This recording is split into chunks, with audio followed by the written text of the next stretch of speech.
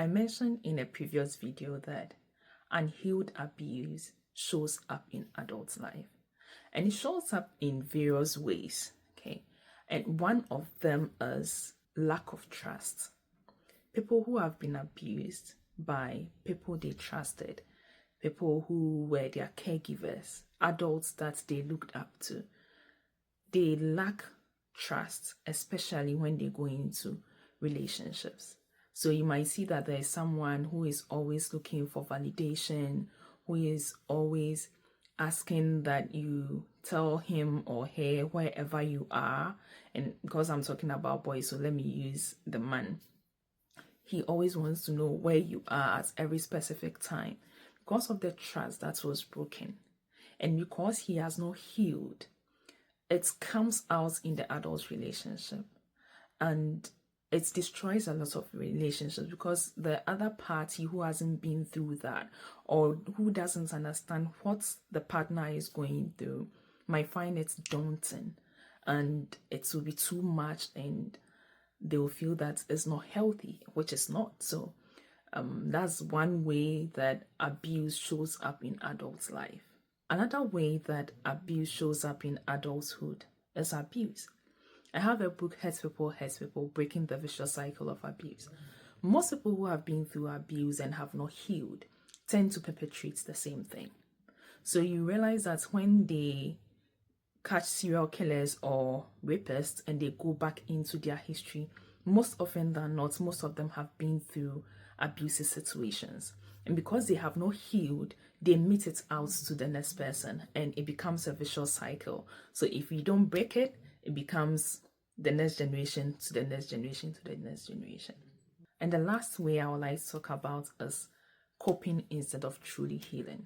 A lot of adults who went through abuse have coping mechanisms instead of truly going through the mill to heal, like seeing a psychologist or seeing a therapist so that they are able to thoroughly heal.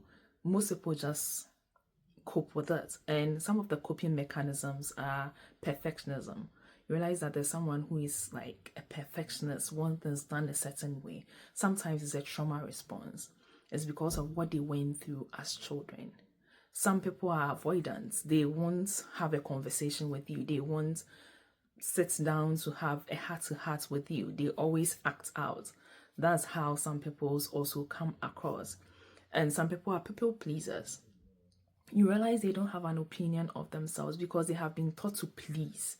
So they become people pleasers. They please anyone around them so that they can get what they want. And the final one, which is a bit scary too, is substance abuse. A lot of people, because of the shame, because of the pain, because of the hurt they've been through, tend to use substances to dampen the pain they feel on a daily basis or the shame they feel. So they use it to mitigate whatever remnants of the abuse they still have within them. So these are how abuse shows up in adult relationships. So you might be with someone and you don't understand why the little trigger just blows the person up.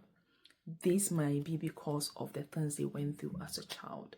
So these are some, this is not exhaustive, just a tip of the iceberg to enlighten everybody listening that these are some of the problems that we encounter with people who have been through abuse. So as we are not protecting the children, we are grooming adults who become a problem to society. If you've gone through abuse and you want to share your story, you can send it to podcast@agyekumwaastudios.com. I'll leave the email in the comments. My name is Agyekumwaa. Don't forget to follow.